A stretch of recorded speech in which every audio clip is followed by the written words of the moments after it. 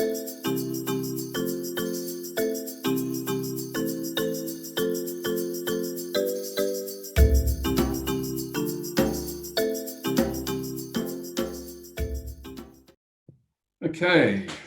hello and welcome to today's Transformation Journeys webinar. Last week in part one, we talked about what D&I means. So diversity is who is in the room and at the table, where inclusion is who gets to speak and is heard, who has that level of influence. We also explored the inclusive mindset and had a really good conversation based around a model around what cultural competency looks like and the absolute importance of having it within an organization that's looking to drive change. Today, we're going to build on that conversation and build on that discussion to actually talk about what does it mean for a company to actually start building an inclusive organization. My name is Glen Barber, and I'm lead partner at Awaken Group. Now, Awaken Group is a transformation design firm that's been supporting clients across APAC for over 10 years now. Our work includes supporting clients through strategy, leadership, and design, and we ensure each engagement is human-centered, which is obviously very important when you're talking about an inclusive organization or an inclusive mindset. So just before I introduce the panelists, just a couple of things. Firstly, for an organization that wishes to be an inclusive culture, this can be a huge effort from both breadth point of view, but also from a depth perspective. So we're going to try to cover as much as we possibly can today, though, and we'll obviously be talking through a framework around this, though when we are talking about inclusion, it can be quite, there are many, many areas covered. So what we'd like to do is ensure that we can engage with you as much as possible and answer as many questions that you have throughout the session. So at the bottom of your screen, you see some different icons there. And one of those icons is around chat and one is around Q&A. If you have any specific questions for our panelists, please put those into the Q&A. And if you have a specific question for a particular panelist, then please put that in the Q&A as to who you'd like to answer that question. Now, the chat. We found last week and we found over the last 4 different webinars that we've run, it can be much more engaging when there's different levels of conversation, different chat that's happening.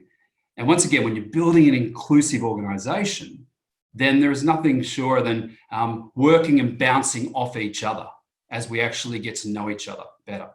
So please, in the chat, could I just ask, what programs do you think are important to create an inclusive culture within your organization? So I'd love to see, and the panelists would love to see, what programs do you think are important to create an inclusive culture within your organization? So if you just take a moment and actually just in the chat section there, so what programs do you think are important to create an inclusive culture within your organization? So please, put those in there now. And let me introduce you, while you're putting in those comments in the chat section, and thanks Megan for starting those off, let me introduce you to our 3 panelists. Now, the first panelist is a welcome back to Audrey Lee, who was actually involved in last week's discussion. Now, Audrey is within AG, is our leadership and coaching practice lead. But she's also an author of a book called Flex, the new playbook for managing across differences. So welcome, Audrey, to today's conversation. Hi, Glenn. It's great to be here. And I'd also like to welcome back Nadine Chetty. So Nadine is one of our senior consultants within AG. Nadine's an HR professional, executive coach, and she works incredibly closely with startups in regards to building out their people process and people systems. Welcome, Nadine. Hey, Glenn. Thanks for inviting me to be here. It's great to have both of you back today. Now, we've also got Steve Mann joining the panel today. Now, Steve's a gentleman I've known for about 6 or 7 years now. Worked quite closely with him within a company in Australia called Horizon. But Steve's also been working with Awaken Group with different programs of work with Changi Airport International, with Swire Shipping, with Dulwich International Schools, where he actually focuses very strongly around connecting enterprise strategy with the execution. I'd like to welcome you today, Steve. Thanks very much, Glenn. Good to be here. So both Audrey and Nadine are based in Singapore, and Steve's working out of Sydney, where he's also on the board of Cube Holdings as well.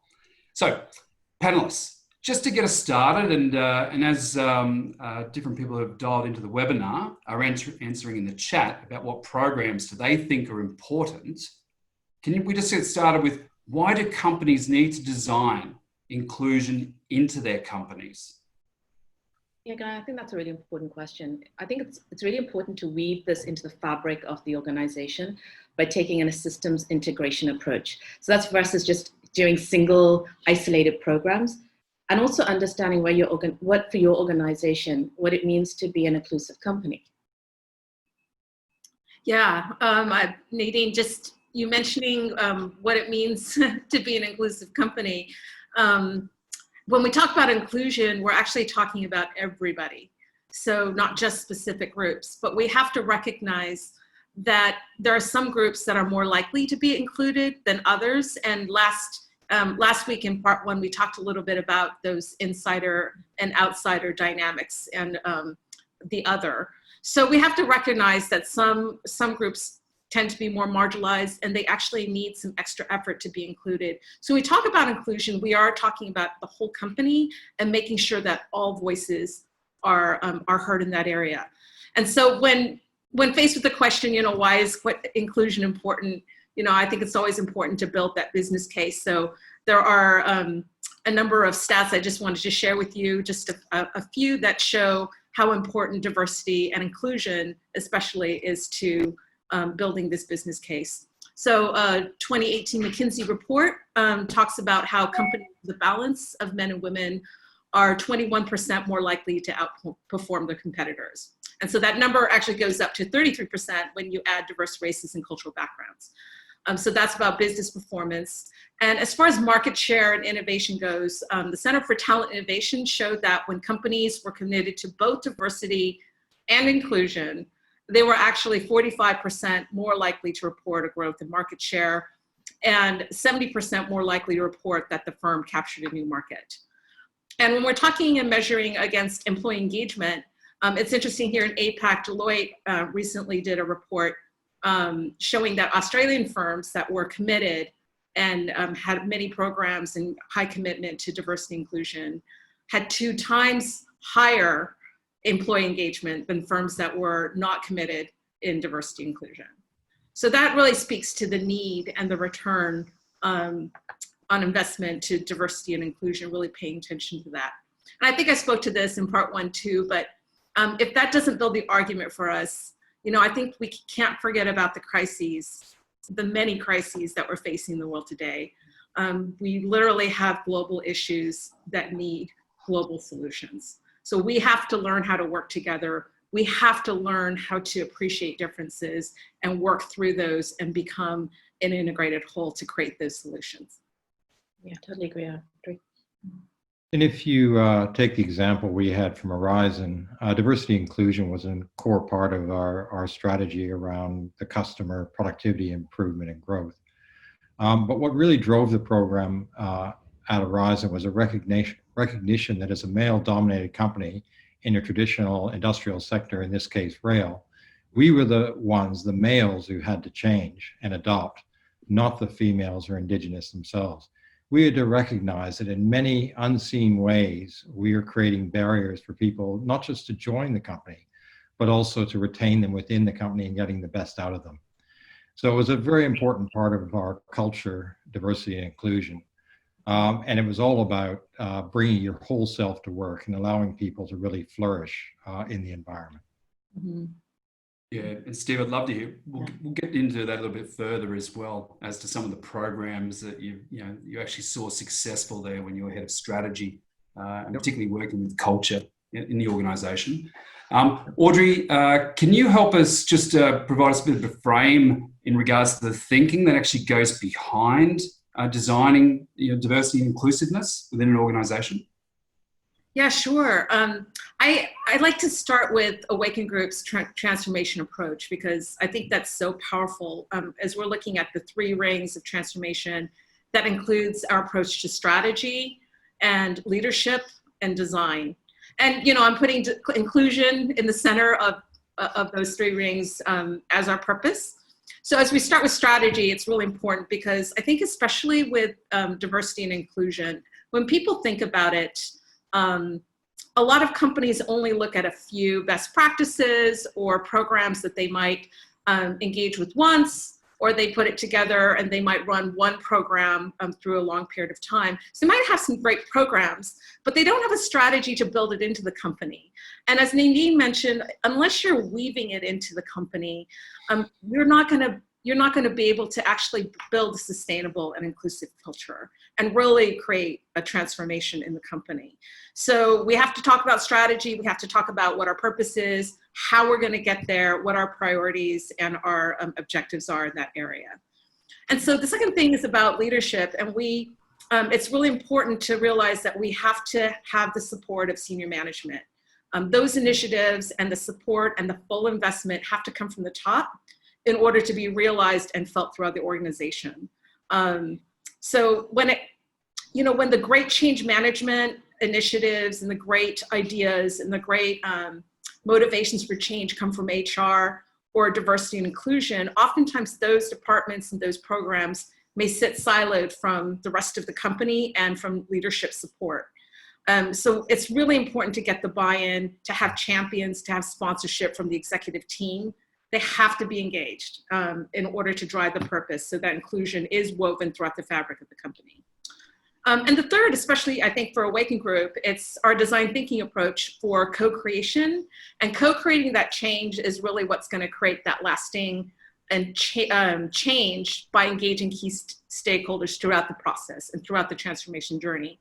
So as we're identifying the priorities and putting together programs, we're using that process to get buy-in and to do the work of dreaming and discovering and ideating and testing and communicating our outcomes. So just making sure that we integrate and design those key issues and messages into the programs and making sure that the objectives are addressed. So, as we are looking to design inclusive culture, I just wanted to share what an ecosystem might look like, the different areas that we can consider when we're thinking about embedding inclusion into our corporations, into our firms, into our organizations. So I want to start with the heart that I just went over with inclusion, with the 3 rings around that, and then just to show a model of what that transformation journey might look like. So I think it's helpful to actually think about the organization from the internal and then the external systems that exist within the company and the changes, and we can talk about the changes that need to happen in each area. So as we're thinking about programs and interventions that bring inclusion in for everybody into the program and that affect the shifts, I think we can examine 4 different areas. And I think, I start with internal examination by looking at the workforce. So really seeing the employee experience and thinking about everything from, getting hired to, development and advancement and even the exit experience of that employee. Those are all opportunities to address inclusion and to have those cultural touch points. And then as the employee becomes engaged and develops their capabilities, they're able to make the impact and the role on the business. So we move into the business function and how a company builds their products and services and processes that support those offerings. There are opportunities there to actually bring inclusion, diversity and inclusion into that mix. So making sure that our products, our services are better, more profitable, more innovative. And that also includes processes within that area like procurement, working with suppliers and vendor relationships across the globe. And then as we're looking at the external systems that affect our company's ecosystem, we can look at the marketplace. And there we're actually looking at our customers, identifying customer experiences in diverse markets, the market research that can be done can help us target new markets.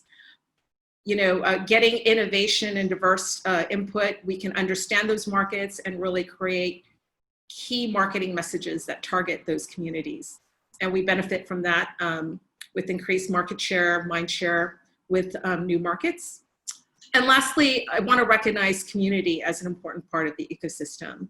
And this is, I think, this fourth area is really an opportunity to tie our company's purpose and our products and services to a critical talent pool, to the community and to the world around us. So as we think about our function in the greater society, in our community, we can see that there are opportunities for a lot of different programs.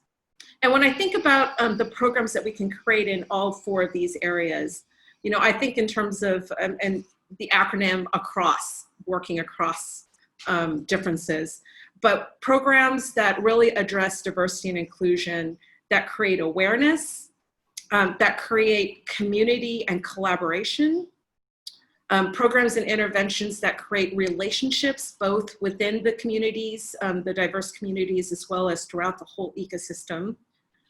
Programs that create opportunities for all the people involved in the ecosystem, and then also building skill sets that are important, such as leadership development, and also creating specific solutions that are targeted toward diverse populations, and making sure that inclusion is stamped on the solutions and examining needs of these communities and creating solutions that are targeted especially for them. So I know we're moving through that very quickly, and I just put up there all four of the areas we talked about as we were planning for this session. We were talking about many programs that could be put. So those are just examples and not checklist items, but just wanted you to get a sense for what the whole ecosystem could look like and how we can start thinking about embedding inclusion in our companies. Yeah, I love this, Audrey. I think it's really great. I love the ecosystem, but I think also for me, it's when you talk about all of those ecosystems, it's starting with the dialogue at every level of that ecosystem to understand where your organization is currently at, because not everyone may be at the same place or have the same mindset. And I think this is especially pertinent when we have multiple generations in our organization, so your baby boomers compared to your Gen X and your millennials. So really understanding the kind of the unconscious sentiment is the first step. Getting a clearer understanding of what systems need to be changed and the programs that need to be created and for whom. So usually when I'm looking at an ecosystem, I usually start with employee focus groups so that I can really kind of segment, direct, and engage to understand what the different segments are and what are the different programs across those different focus ecosystems. Yeah, thanks, Nadine. Thanks, Audrey. There was a lot of information there. And just for those that didn't get a chance to actually capture that slide, we'll make sure that that's available after the session, because there's something too around, you look at the internal, you look at the external, there's crossovers. You may start in the attraction space, the recruitment space, but you may actually really drive a diversity strategy when you're actually looking at the procurement as well. So they cross over in each of those sections, which is super important. So Nadine, how do you ensure that you actually make them sustainable? Yeah, I think the really important thing is that make it rather making a responsibility of one department. And sometimes you see these falling under HR or a COO. It has to be co-created and co-owned by the whole organization. So in the first few years, as you're starting out with these initiatives, you may want to have company-wide metrics, not just on your employee engagement scores or employee engagement surveys. You might also want to weave it in, your performance management system. It may be in your organizational strategy and objectives and your people strategy. We have to think systems-led, and how can we get alignment and integration across multiple systems and multiple level assessments. And yes, it's really important that there should be a sponsor driving it, but there should also be a committee of cross-representation who have real passion for this subject, because it's not just a compliance issue. It's not just a quota issue. We have to be really passionate and understand what are the mindsets driving this, what are the programs we need, and have people who really have an understanding of it. I think it's a really important point, Nadine. People often see this as a sort of HR issue, so we'll delegate it to HR. But it is really about a leadership issue. The old give it to them, they'll manage it, and then we'll measure them on it. It's really a core part of their leadership. They should be taking this in as a business issue that they need to deal with in the same way they might have safety as one of their objectives. And it's not just because it's the right thing to do, but it's also a good thing to do for business. And then that in turn, as you say, from a systematic approach, should be reflected in the reward and recognition system as well. Absolutely. Yeah. Yeah, absolutely. There was thanks Steve and Nadine. There was some points in the chat before around different types of programs and what some what people are doing inside their companies. Steve, can I start with you? For those leaders who are on the webinar today, who are actually looking to create that inclusive culture, or they may have already started and they're looking for that next wave of energy behind their strategy. Knowing what you did within Horizon, which was a very male-dominated workforce, as you mentioned before, though you had a very strong CEO who was actually driving that transformation. So what are those key programs that really helped that level of transformation? Well, I think as you identified, Glenn, it is very important that it be leader-led, and CEO commitment is absolutely necessary for success. But this was very much tied into our strategy. This was a previously state-owned railway, which was privatized, and it was all part of the cultural journey. The three main objectives we had were to increase our customer focus, to drive productivity, and to find new avenues for growth. And our capabilities and our leadership and changing the culture were a core part of that journey. So we started with looking at all the different aspects of that, and in particular, as we talked about, and I think I've seen on the chat comments about allyship program, or we call ours the Male Champions of Change. And it was about getting right down in the nitty gritty and understanding what were some of the barriers out there that were preventing us from making progress. Things as banal as sort of toilet arrangements on the trains or in the depots. It's hard to say you're inclusive when the toilet is being used as a storeroom. And then it was not just introducing maternity leave, but it was also paternity leave, trying to remove some of the stigma around taking time off so that males could spend time with their newborn as well as females. It was also recognizing as many females as we were recruiting, often putting a quota of 50% of the intake, or at least the candidates for consideration, had to be female, but we were losing them through the maternity stage. So it was introducing programs, again, very simple things that leaders stay in touch, with women that are off on maternity leave, finding opportunities to bring them back to the workforce, introduce them socially to the people they'd worked with. So coming back to work, was not such a barrier. And then it was easing them back into the workforce and allowing them to return 2 days a week, 3 days a week, 4 days, or remaining part-time. In the end, these changes were not that difficult for people once they got their heads around it. It became part of the way we did things. So again, it's up to HR to set up the policies, to administer, to measure the metrics, but it's up to leaders to lead and show the way for how this can be done. Yeah. I'd just like to expand on what Steve's saying, Glenn, and also touch on what Audrey was talking about, the employee life cycle. And so if you look at the employee life cycle and look at all of the touch points, sometimes if we just isolate it, we think about hiring someone, we may think we need representation, like Steve talked about, higher representation of females. And so we put a quota of, we want 50%, and we look to source those. But it's not just about sourcing. Then it's about interview training. So maybe, you train the managers on how to create a welcome and inclusive culture, diversity, but also what to look for in candidates. And then it may be in your onboarding stage, you may be giving new employees implicit bias training, what's the culture like in the organization, along with the leadership training. So it needs to be kind of looked at as an integrated process, not just in isolation in one area, across the employee life cycle, if you would. Yeah, that's so helpful actually to dig in deep, Nadine, into the employee experience. So many opportunities, right, in that experience to create that inclusion, because we're not just creating the experience for the employees, but also enabling them to go out and become ambassadors as well throughout the ecosystem, and they become the most powerful ones. And I noticed too that there's a lot of mention of allyship programs. That's important, and I absolutely agree. So actually, Steve, I just want to thank you for being a male champion of change and for leading that, because I think that is really critical to have that support around.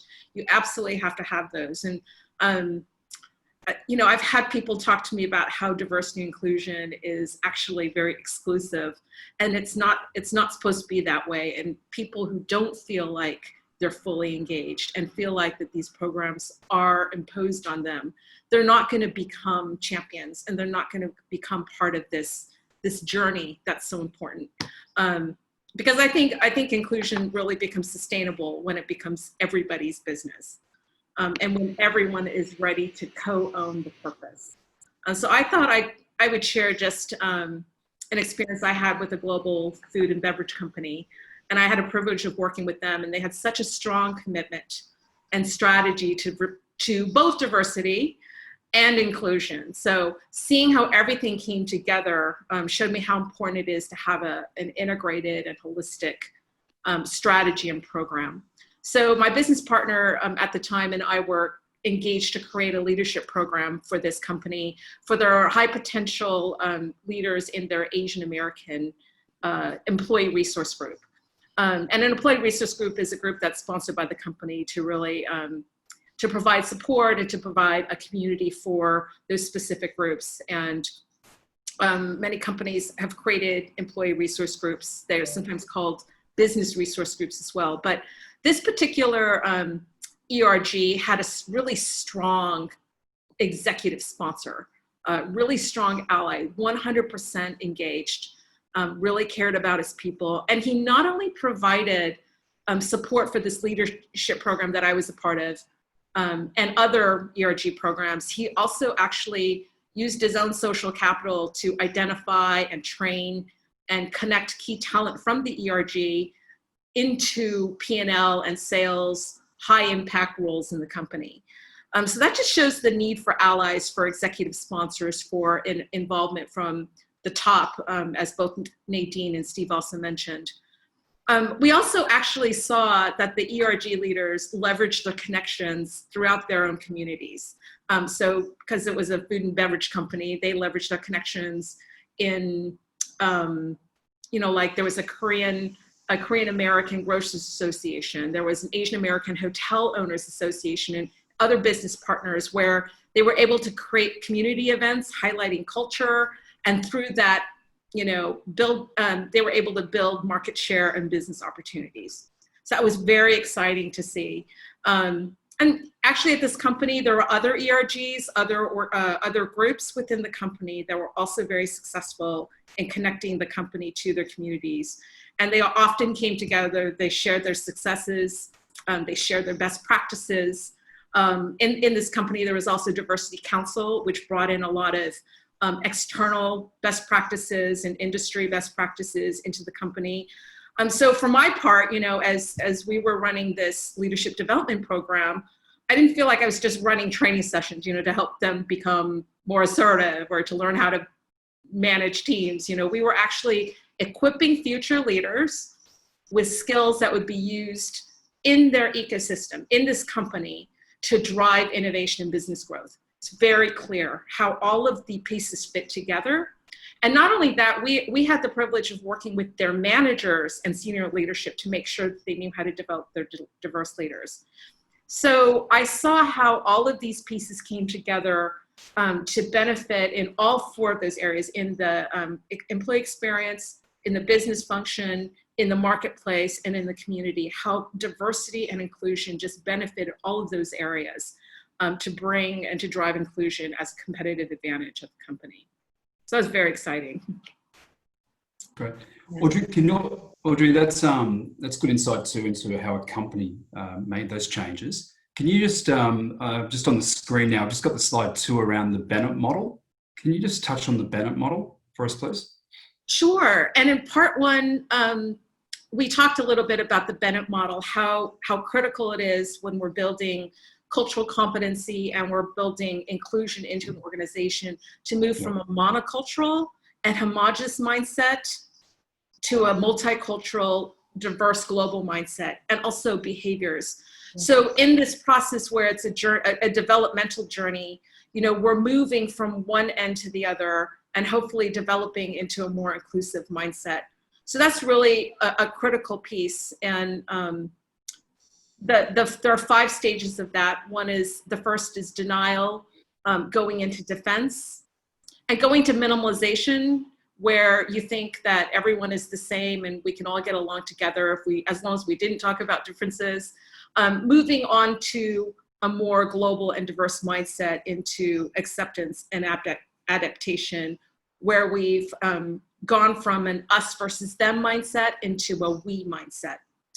So that model is really critical. And I would say that we can really start with the Bennett model and the assessment that is around the Bennett model, which is the Intercultural Developmental Inventory. I think that it's critical not just for individuals to be able to assess and to recognize where they are in this journey, but also to measure teams and companies. And you know, I'm happy to discuss this offline with anyone who's interested. But you can create a program around cultural competency, you know, right at the onboarding point as people are coming into the organization. And you can build on that program even through like leadership development and capability building efforts. You can use the model in team building. You can use it to create employee resource groups. You can, you know, measure that competency and that growth in most of these areas. So I find it to be such a helpful model and a helpful way to think about bringing inclusion into your own development as well as the company. Yeah, that's great. And I absolutely loved the share last week around this, and Nadine and Audrey took us through. So anybody that wants to go back and have a look at the model and go deeper into it, it's actually on the Awaken Group site as well, or reach out to Audrey for that conversation. So I've just got one last question, but before I do, if there's any, if you have any questions, please put them in the Q&A box at the bottom there. Any specific questions for any of the panelists while you've got them online here today. So please put those in there. So Nadine and Steve, just in regards to other program successes that you've either led or you've seen, you've been part of. I see, you know, there's a good comment there from Tom in the chat room in regards to it being a demand side rather than a supply side. So the importance of actually really getting people's hearts and minds involved in programs. Are there any others that you could actually share with us just prior to closing out today? Yeah. I just building on what Audrey showed in the Bennett model, I think firstly, this conversation is unique to every organization. You know, you can't lift up programs from one organization and put it into yours. It's like culture. You can't take Google's culture and put it into yours and expect it to be the same. We each have a unique voice, a rhythm, you know, different culture. So you really have to start with a clear understanding of where your organization is positioned and what changes you want to make. So then, you know, you set up to see how ready you are, especially with the senior leadership on board. And Audrey touched on that in the ecosystem slide, where, you know, board and governance and senior leadership engagement is really, really important to this, because do they really want to change? And is the organization empowered to make that change? Because it's not an easy or comfortable path. I think the best example I saw of this is working in General Electric. And, you know, General Electric has multiple different companies. So they have a finance business and they have the light bulb business. And yet across the whole business, people had one voice and went in, and we knew what it was to be part of GE. And so it happened really at the hiring stage. They were really clear of who was going to become in and welcomed and be part of this conversation. I think Audrey mentioned it in the first video. Who has a seat at the table and who gets to speak at the table? And so it's that, you know, are we welcome to speak at the table? So for me, it's about understanding where your organization is at, and then, you know, creating the programs that are right for that, for your organization. And the Bennett model is a great way of doing that. And I think a core part of that as well is becoming aware, much more aware of your surroundings in terms of people and where they might come from. unconscious bias training is obviously a core part of it. It's a good place to start. It makes people aware of or perceive things they may not perceive ordinarily. But a supporting program which proved invaluable in the D&I space was training people the art of having a courageous conversation. And I see in the chat there was discussion about difficult conversations. It's that same sort of thing. You know, if you're going to address behaviors that are inappropriate, you have to tell people the way their words and actions are being perceived and try to modify them. And so you have to start by calling out behaviors which may not be appropriate, and doing it in a way that doesn't cause offense. So for example, you know, when you say such and such, it makes me feel uncomfortable, as opposed to being very accusatory or condemning people from what they're saying. Oftentimes people aren't aware of that, hence unconscious bias. But of course, you know, courageous conversation is a core part of good leaders, and it's dealing with issues, whatever they are, squarely and with integrity. You also need to have reward and recognition systems which support the direction you're trying to go. There's no point in rewarding someone for delivering financial or operational results if their behaviors are unacceptable to the organization. So really, I think as Audrey was talking about earlier, you really need to have that holistic approach with systems supporting each other, and not just in the D&I space, but more broadly around leadership and culture.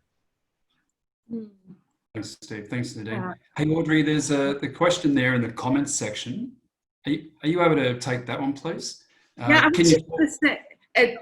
absolutely. I think it's a great question. The question is, can you talk about when, you know, program, I think when it failed, you know, programs might have failed, and what went wrong. And I see that Nadine actually has some examples too. So I'll just say that in general, I think I've seen a lot of companies engage in one great program, right? So Steve mentioned unconscious bias. I see that a lot.